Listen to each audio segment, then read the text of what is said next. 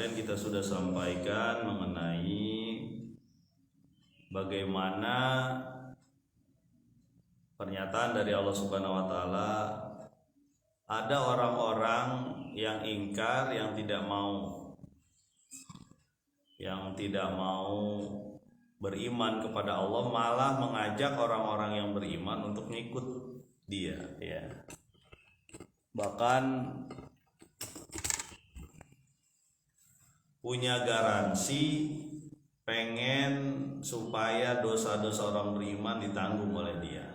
Jadi kemarin kita sudah sampaikan ya, orang-orang ahli maksiat, orang-orang yang berbuat dosa, orang-orang yang gak mau beriman kepada Allah, bahkan menyatakan, ya udah kamu ikut saya aja, ikutlah jalan kami, ya. Pertanyaannya adalah apakah dia bisa menanggung dosa orang lain? Dosa dirinya aja banyak, gitu ya. Itu yang kemarin kita sampaikan. Mari kita lanjut di ayat yang ke-13 surat Al-Ankabut. Teman-teman silakan buka Androidnya, 13 surat Al-Ankabut. Bingung ya, jangan bingung. Puasa gak kemarin? Puasa sampai habis. Bapak itu ya masih ngaji di masjid. Oh, nanti. Malam?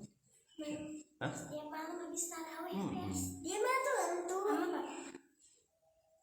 Kita di ayat ke-13 surat Al-Ankabut. Bismillahirrahmanirrahim. Wala yahmilunna athqalahum wa athqala ma'a athqalihim wala yus'alunna yawmal qiyamati amma kanu yaftarun. Dan pasti mereka akan menanggung dosa mereka sendiri dan dosa orang lain, maksudnya yang mereka ajak, ya. Dan pasti kami akan menanyakan mereka di hari kiamat nanti terhadap apa yang mereka ada-adakan. Nah, ini jadi pernyataan dari Allah bahwa tadi kan sudah disampaikan kemarin ya, bahwa itu adalah dusta, itu bohong, bahwa orang bisa menanggung dosa orang lain, itu bohong. Bahkan yang terjadi adalah dia akan memikul dosa sendiri, ya. Nomor 1 ini, wala yahmilunna athqalahum.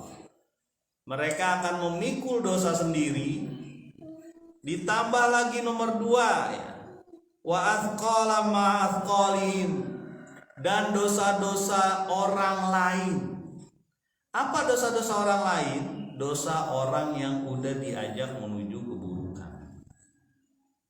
Jadi ini sama ya, kalau kebaikan mengajak kebaikan, dia akan mendapatkan duplikasi atau mendapatkan penggandaan. Orang yang berbuat baik dapat pahala kebaikan, orang yang mengajak pun ada pahala. Begitupun pernyataan dari surat ini bahwa orang yang berbuat buruk itu mendapatkan dosa orang yang ngikutin. Nah, ini bahaya. Ya, seorang ayah berbuat buruk, berkata bohong, memukul orang, ya, yang tidak hak, ya, mengambil hak orang, mengambil harta orang lain, berdusta, mengatakan perbuatan buruk, mengatakan perkataan buruk dan kotor, lalu diikuti oleh anaknya. Dosa anaknya dapat juga bapaknya. Apa kata Nabi SAW? Bahwa anak Nabi Adam yang telah melakukan pembunuhan pertama, ya, itu dapat dosanya dari orang-orang yang mengikuti cara itu, ya. Jadi jangan sampai salah nih, kalau kita berbuat dosa apalagi mengajak orang, itu orang yang ngikut itu mempunyai peranan untuk memikulkan dosa kita.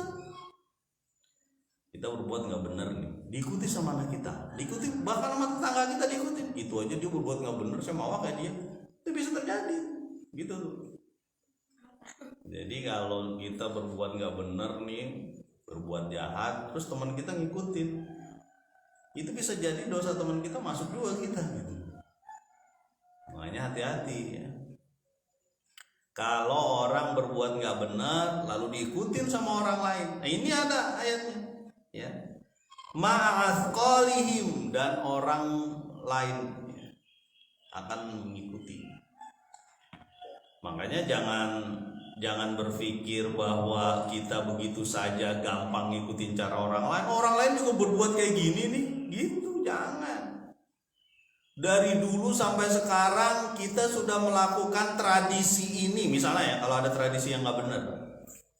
Tradisi itu kan kalau bahasa kita acara-acara, ritual-ritual ya, yang sebenarnya itu tidak dianjurkan oleh Allah Subhanahu Wa Taala. Tapi mereka ngikut gara-gara apa? Bapak-bapak kami begitu dulu. Ya. Padahal bisa saja bahwa bapaknya itu tersesat juga oleh setan. Nah itulah yang terjadi sama orang-orang Quraisy. Ya. Wajadna abaana, saya tidak mau ngikutin kamu, tetapi kami akan mengikuti bapak-bapak kami. Ya. Jadi jangan salah, banyak tradisi di Indonesia ini ya, nggak cuma di Bogor. Di Indonesia itu adalah tradisi-tradisi nenek moyang, ya, yang nggak benar. Ya. Di pantai selatan itu ada tradisi melarung. Melarung itu apa ya? Ngasih sesajen ke laut itu. Ya. Itu bahkan dijadikan apa? Dijadikan wisata. Saya termasuk yang nggak setuju tuh. Wisata boleh lah, tapi jangan hal-hal yang mengundang kemusyrikan. Ya. Melarung itu kan, ini saya sebut ya, mohon maaf kalau orang-orang daerah pantai selatan tersinggung dan sebagainya, saya sampaikan lah. Karena ini ngapain? Makanan dibuang-buang gitu ya di laut, apalagi buat menunggu mereka gitu, jin atau apalah. Mendingan dipakai sedekah, ketahuan kalau punya duit banyak. Makanya saya sering sampaikan sama anak-anak itu, maaf ya ini saya sebut juga, kalau main petasan saya bilang gini, sini, namanya si A lah, si A sini. Mendingan uangnya buat Pak Arfan, nanti Pak Arfan cari orang lain yang nggak bisa makan daripada kamu buang-buang. Ya. Ini saya sebut aja biar teman-teman juga menyadari, oh iya ya. Ya. Tapi itu kan uang saya Pak Arfan, terserah saya dong. Boleh, terserah Anda, silakan. Tapi kita mengajarkan anak Anda. Ya, kita sayang sama anak Anda, kita sampaikan. Ya.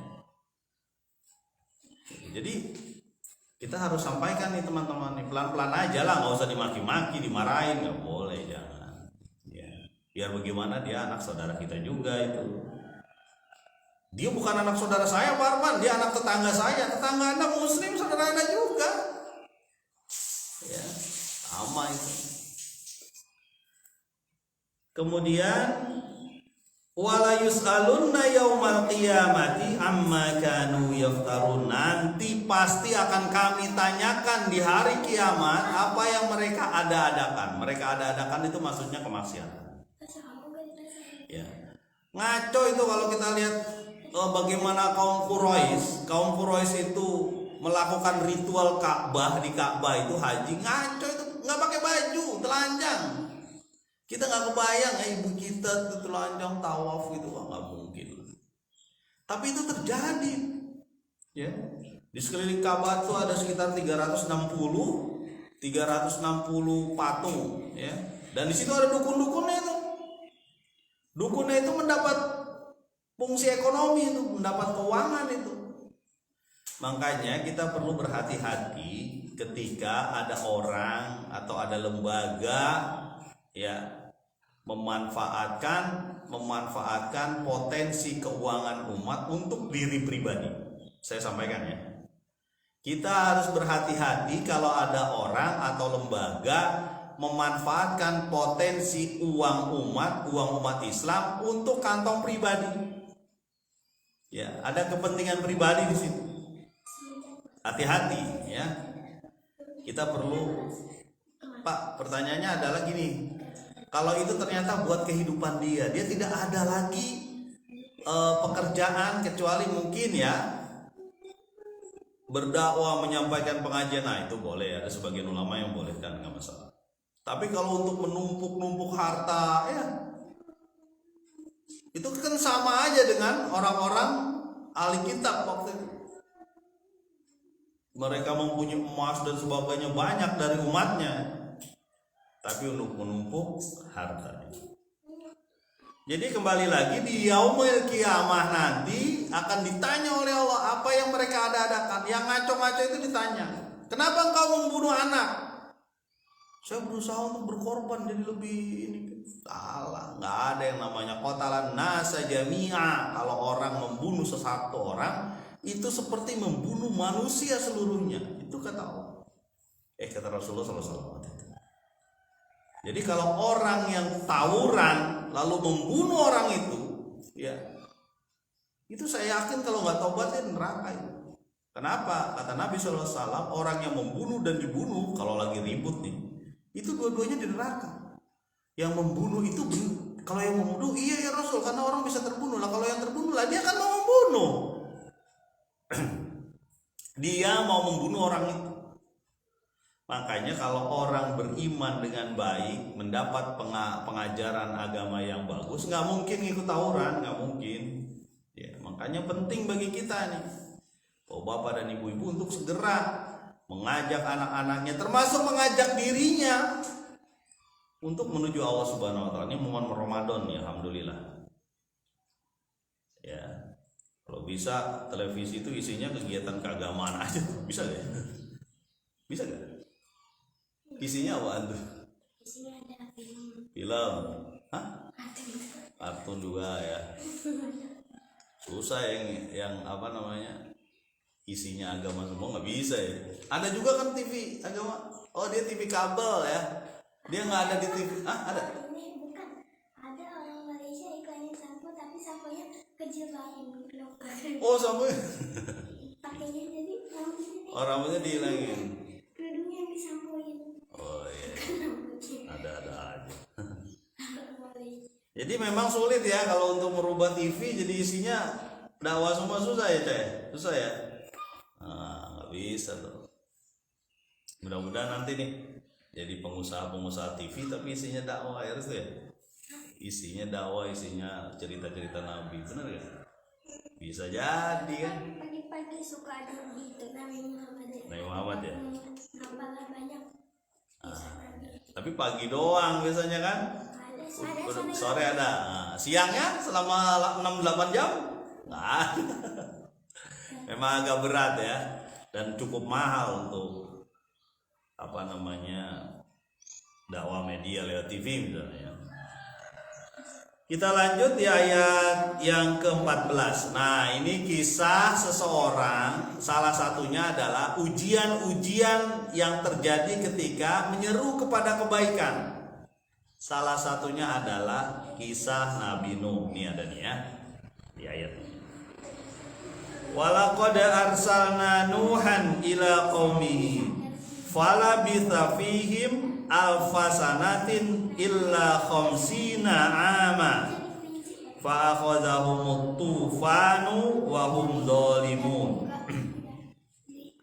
Dan sungguh sudah kami utus Nuh alaihissalam dan kepada kaumnya, dan dia tinggal selama 1000 tahun kurang 50 ya. Alfasanatin illa khamsina, 1000 kurang 50 ya.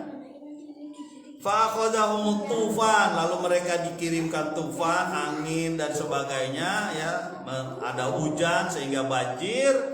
Wa hum dzalimun, dan mereka orang-orang yang zalim. Coba kita perhatikan. Ada orang yang menyeru kepada Allah ya. Menyeru kepada Allah selama 1000 tahun kurang 50. Ini disebutkan dalam Al-Quran.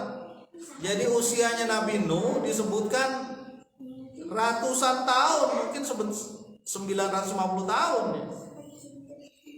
Emang ada Pak orang yang sampai 950 tahun dalam Al-Quran disebutkan? Ya, yaitu Nabi Nuh. Bagi Allah Subhanahu wa taala nggak masalah mau berapa tahun, terserah dia. Orang dia yang menciptakan. Ya. Yang penting bagi kita adalah usia kita isinya amal apa bukan. Itu aja masalahnya. Usia sampai kakek-kakek gitu ya, pengen umur panjang sampai kakek-kakek tapi maksiat. Bagaimana? Jangankan di akhirat, di dunia aja udah nyusahin. Coba kita punya tetangga. Ya, kita punya tetangga udah sampai tua nggak mau tobat. Yang nggak enak nggak cuma keluarganya, kita juga, ya kan? Bener gak? Benar, pasti betul. Tapi kita punya tetangga yang soleh, beriman, saling membantu. Kalau pergi tuh tetangga, nggak usah pergi ke alam akhirat, pergi kemana lah, misalnya pindah rumah, kita nangis. Ya, ada seorang dai ini saya sampaikan, seorang dai dia dari Timur Tengah kalau nggak salah ya, di Eropa atau di mana. Ketika dia kembali lagi dari Timur Tengah setelah sekian lama berjuang, berdakwah, mengajak orang menuju kebaikan, ya bersedekah mungkin ya kalau kita lihat seperti anjuran Islam kan begitu. Ketika dia pulang, tetangganya pada nangis. Termasuk orang di luar muslim, suku tertentu. Pada nangis. Sampai ditanya, ya, kenapa orang-orang muslim betul lah sesaudara seiman, iyalah benar pada nangis dia karena kebaikan dari. Nah, kalau orang non muslim ini kenapa nangis? Dia itu orang baik, Pak. Dia sering memberi. Dia akhlaknya bagus, mulia. Ya kita merasa nyaman dekat dengan dia, tetangga dengan dia. Ya. Jadi wajar kalau kami sangat bersedih ketika orang ini kembali atau pindah. Itu saya sampaikan ya. Jadi ketika ada tetangga yang soleh itu rezeki buat kita. Sekali lagi itu. Ketika ada tetangga yang salah, artinya yang berbuat maksiat, itu ujian bagi kita untuk mengajak dia. Ya. Apalagi sama muslim, yang non muslim juga kita ajak menuju Allah. Jamaah Kampung Taqwa astagfirullah. Jadi ini kisah tentang Nabi Nuh yang sudah diutus Allah Subhanahu wa taala. Sudah diutus Allah Subhanahu wa taala selama 1000 tahun kurang 50. Kita bayangkan ada surat tersendiri nih, surat Nuh. Ya, Nabi Nuh mendapatkan ujian. Iya. Itulah ujian yang paling tinggi yang kemarin kita sampaikan. Ujiannya para nabi. Ya. Ujian yang paling tinggi adalah ujiannya para nabi. Lalu ujian orang yang mengikuti dia. Lalu orang soleh. Ya. Orang yang mau berkorban di jalan Allah. Dan ujian para nabi bisa kebayang sama kita 950 tahun laila wa naharo, baik malam dan siang, mengajak orang menuju Allah, mengajak kebaikan terus menerus. Dalam salah satu tafsir disebutkan paling 27 atau 80 orang yang mengikut 950 tahun. Bayangkan itu. Kita udah ngajak orang berapa tahun? Kita udah ngajak anak kita kebaikan berapa tahun? Ya, itu pun banyaknya marah-marah kadang-kadang. Ya. Astagfirullahaladzim, saya juga ngingetin diri saya juga itu. Kadang-kadang suka marah-marah juga. Kadang-kadang kan begitu kan. Sama guru juga begitu tuh. Kadang-kadang emosinya yang keluar, bukan pendidikannya yang keluar. Ya. Fa'akhadhahumut tufanu wa hum zalimun. Maka kami kirimkan tufan, topan, kami kirimkan air yang mencurah dari atas, dari bawah itu kepada kaum Nuh. Ya. Tapi jangan salah, itu berapa tahun diberikan kayak gitu? Ratusan tahun baru diberikan. Diberi jarak untuk tobat ratusan tahun, bayangkan itu. Nah, pertanyaannya adalah, kalau kita usianya kan sedikit nih, umat Nabi Muhammad rata-rata 60, ada yang 70 lah, ada yang 100 tahun lah, jarang juga sih. Bagaimana kita bisa mendapatkan kemuliaan? Ya, ini salah satunya momen Ramadan ya. Momen innaka afuwun tuhibbul afwa. Fa'fu anna. Momen doa yang disebutkan, apa doa yang dibaca ketika bulan Ramadan ya Nabi itu? Ya Allah, Engkau adalah Maha Pengampun, ampuni kami. Ya. Bulan tepat untuk taubat. Tidak ada bulan lain yang sehebat Ramadan. Makanya ketika Ramadan itu geser-geser tuh channel TV, channel radio, channel medsos, kok ke channel-channel yang bagus. Kalau perlu kekurangan kita ditambal.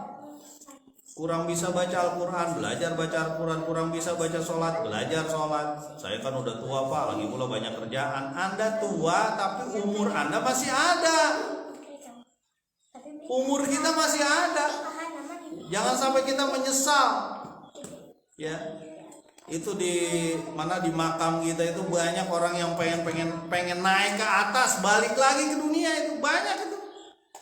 Ya, anta sodaku, kami akan bersedekah, kami akan sholat, kami akan zakat, kami akan berbuat baik dengan tetangga, dengan orang tua, dengan anak. Itu banyak yang pengen keluar tuh dari situ. Banyak mayat-mayat tuh yang pengen keluar naik agar bisa bertobat. Nah, kita nih masih seger nih ya, alhamdulillah. Ayo udah jalan. Ya. Wahum zalimun, mereka orang-orang zalim, dapat azab. Itu di dunia dapat azab, apalagi di akhirat. Ya.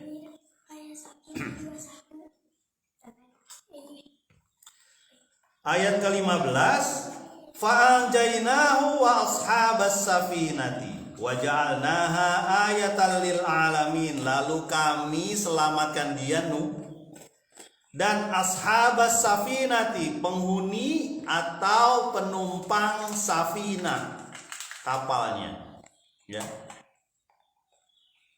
Dan kami jadikan dia sebagai tanda-tanda ayat Allah bagi seluruh alam, bukan pada manusia saja, seluruh alam. Kami selamatkan siapa? Nabi Nuh. Siapa lagi? Pengikutnya yang ngikutin, termasuk hewan. Hewan aja ngikutin Nabi, ngikutin orang yang beriman. Dan memang ya, yang namanya hewan itu nyaman dengan orang beriman. Ya. Bahkan ketika dipotong orang beriman itu fa'ahsinu zabaha. Apa fa'ahsinu zabaha? Berbuatlah yang paling baik ketika menyembelih. Di apa? Di ini apa? Diasah pisaunya sehingga dia mendapati kematian dengan cara yang cepat. Jadi orang beriman itu baik dengan hewan. Ini sudah diajarkan dari Nabi Nuh. Pasang-pasangan tuh, laki perempuan, ayo di jantan betina naik ke atas karena bakalan kelelep semua itu. Ya. Orang beriman itu baik. Bahkan kata Nabi, Allah melaknat orang yang mengikat hewan, kucing dan sebagainya, lalu tidak diberi makan atau dia tidak dilepas sehingga mencari makanan sendiri.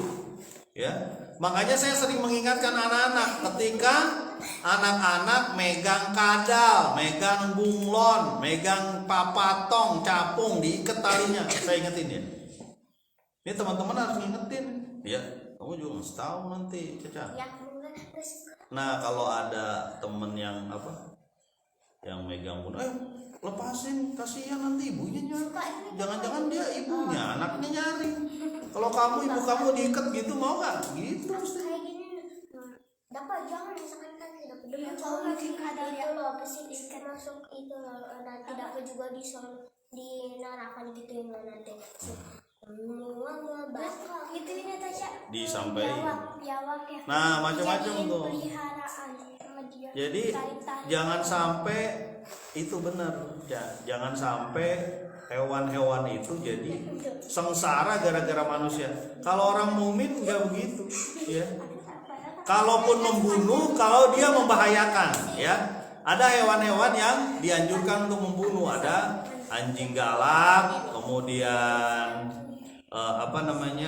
ular, ya, yang kira-kira membahayakan. Kalajengking, ya, itu membahayakan, ya. Tapi kalau dia pergi dan sebagainya nggak usah. Ya. Nah, kita tahu bahwa orang beriman ini dia bakal diselamatkan oleh Allah Subhanahu wa taala. Bahkan orang-orang yang mengikutinya, ya di sini disebutkan wa ashabas safinah, dan orang-orang yang ikut kapalnya Nabi Ibrahim. Ya. Wa ja'alnaha ayatan lil alamin, dan kami jadikan dia sebagai tanda-tanda kekuasaan Allah bagi seluruh alam. Cerita tentang Nabi Nuh banjir besar itu hampir seluruh dunia tahu. Ya, kalau bahasa Inggrisnya Noah tulisannya. Hampir seluruh dunia tahu tentang banjir besar di satu saat. Pada saat itu, ya. Bahkan ada yang mengatakan ada hubungannya juga dengan naiknya permukaan air, sehingga beberapa